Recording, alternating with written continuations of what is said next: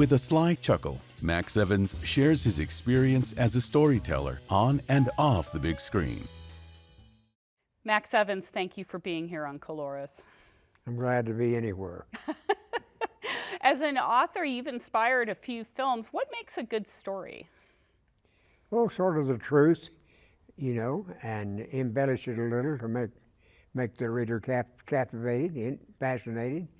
And I think maybe one of the great things is to have your reader wonder what's going to happen next. I think that's the secret to writing.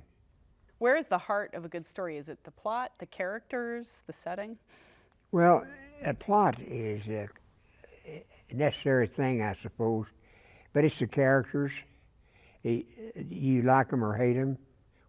All of life that I've experienced in war and peace and every way that I've lived it is sort of a balance of tragedy and comedy, I think in most human life. And when it gets out of balance, that makes a great story. But if you can put it in balance in a story, that makes a greater story. What was it like to see your novels on the big screen? I've been in love with movies ever since I was about 10 years old. Yeah. I mean, I know It's that's a magic thing, Uh-huh. I mean, you've got little black chicken tracks for words to create images and color in the reader's mind and interest. And then all of a sudden you see it a head bigger than the side of a barn, and beautiful images, coloration, movement. It's a great thrill. What made you the perfect person to be part of Sam Peckinpah's film when you guys met? Sam Peckinpah, when you get around to him, you're talking about a shark, and the shark is out of water there. Who, Peckinpah? Yeah. He was raised in the mountains as a kid up in Northern California, and on a ranch with his grandfather had a ranch, and so we had that in common. Mm-hmm. My childhood was spent working as a cowboy. It's hard to be friends with Sam Peckinpah. Yeah? Yeah. How did you meet? He'd read my book, The High-Low Country, and he called my agent there in Hollywood, and he said, who did this book? Do you know this guy, your client here? And he said, that's Max Evans. He said, I want to meet the SOB that wrote that book. There was a story that you broke his arm or something like that, or broke his leg? Well, that was with old Lee Marvin. We were drinking over at the Holiday House there at Malibu, and I was staying with Sam. So as we walked out, we had to go by the swimming pool there, and he just shoved me in the damn pool, and he knows I can't swim. Oh. So on the way down, I'm to the bottom. I'm thinking, I've got to make one hell of a jump here, and I got to latch onto the edge of that pool, or I'm a goner, which I did. And he was trying to kick my hand loose, and old Lee got him and pulled him back. Old Lee Marvin, big old strong guy. I said, Sam, you tried to drown me, didn't you? No, I just thought he'd made some smart remarks. I thought to see if you could swim, if you was just faking that or not. Anyway, I said, no, you tried to drown me. So I went over and picked him up. Well, I was a lot younger and stronger, but I wasn't near as strong as I thought I was. In my mind, you see, I was going to pick him plumb up here on top of my, and then throw him down on the floor. But I only got him about here. So I had to throw him down like that. And he was howling, going on. Says, God, you're going to have to, you broke my leg, call the ambulance and get me to the hospital. I'm going to have to get a cast. He's just taking on awful. And I just walked over, I said, oh, Sam, I'm so sorry. I walked over and patted him right on top of the head, and I said, I meant to break your cockeyed neck. I apologized profusely for breaking his leg. Did you stay friends after that? Yes, that was what made us friends forever. Oh, okay. Yeah. What was it like working with him as a director? He loves actors. He's really kind to actors. He's terrible to writers. and all the other people on the film, it makes it really rough on him. He expects everything to be absolutely perfect. But with actors, he has this kindness, this gentility about him. I don't know, it was his ability to communicate in just a few words to his actors. He didn't give great descriptions of how you do the scene. If he had a top experienced actor, he just let them go, and he'd say print it or not. But if he had somebody just starting, he made me do that. I didn't want to do his film.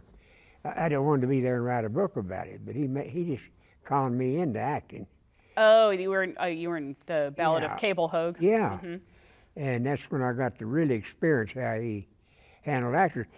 Off of the set, well, he's meaner than hell, but when I'm on the acting part of it, he's nice, kind to me, you know. So it's again, shark out of water. You can't describe him any better. So what was it like acting in front of the camera? Oh, it didn't bother me a bit. It didn't bother you? No. I always wondered, why are people so afraid of that or so difficult? What is so difficult about standing there and rattling off a few words? I mean, that's the easiest way to make a living on earth. I think all the actors are really privileged.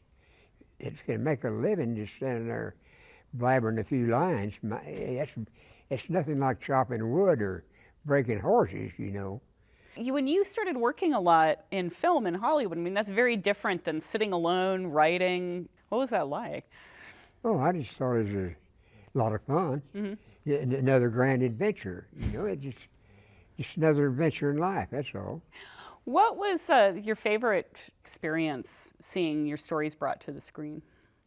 Well, the favorite thing I think in film was when I saw The Rounders and realized that it had been made 90% of the quality of the book, about the way cowboys really work, how they operate in town, their sense of survival and humor, and I thought that was beautifully done. I think that was my greatest thrill. Did you like being part of the film industry? Was it enjoyable? Yeah, in the beginning, but because once it was done, I wanted to do something else once it was a success. But I must say, old David Cargo, Governor Cargo, I should call him, is underrated for what he did for New Mexico. I think, you know, the Republicans thought he acted too much like a Democrat, and Democrats thought, well, he's just a Republican, and so the politicians didn't pay much attention. But in truth, the film industry's been a billion dollar deal in the state of New Mexico. And when he called me, and I was a founding member of that film commission, he called me for one reason. I knew a few of those people, and we had 57 producers and directors at this meeting in the Beverly Hills Hotel. My neck's hung out forever. I could never go back to Hollywood if this didn't work. Oh, I see. Because these people had given up their first half of their day of shooting or whatever they were doing, writing or producing, to come to this cockeyed meeting. And I thought, well, he'll blabber on like politicians by their nature have to do. It's part of what they have to do. And by golly, he got up there and did about a 15-minute talk about New Mexico that was just beautiful. And I'll be darned, I looked around and they were just, I could see, hey, they really like him. They really did. Honest to God, they like him.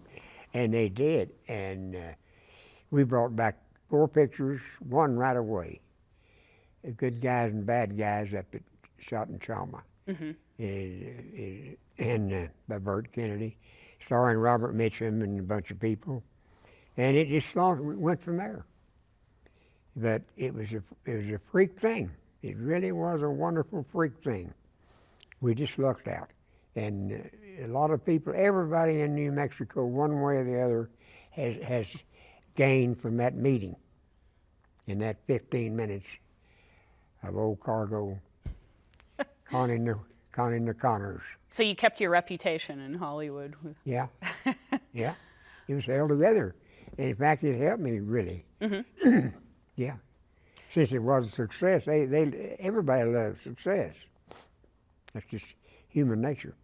You know, I know Peckinpah really wanted to make High-Low Country. He never got a chance to do it, but it was finally made in the 90s. I think Martin Scorsese reached out to you. Yeah? That was a dream of his life.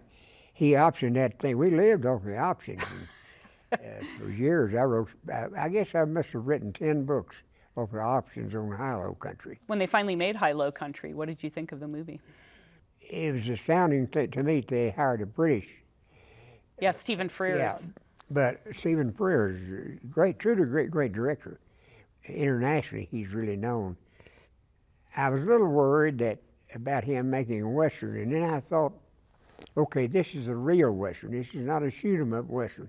This is the cattle, the conflict between people, different ranches, different situations, and if he's a good director and a smart man, he will be able to observe this as good as any American-born director, because they weren't out cowboying or working on ranches or making a living in these little old towns.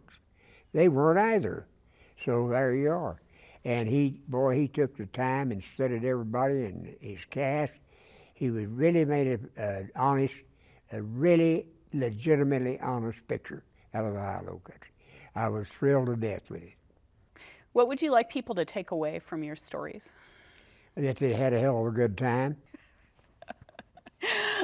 Well, you wouldn't want them coming away having a bad time.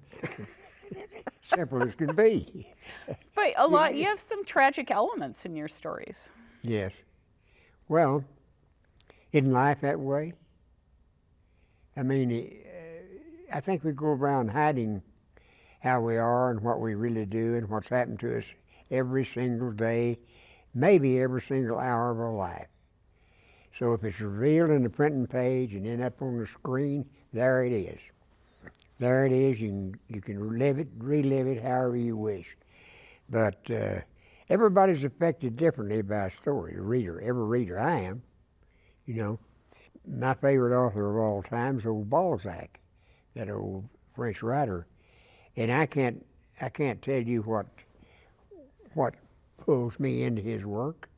I just know that I'm captivated, that he educates me in different. I'm surprised at things characterizations that he brings up. I'm constantly surprised, and I feel enlightened. Oh, I knew that, but why didn't I think of that? You know, it makes your mind work and turn over.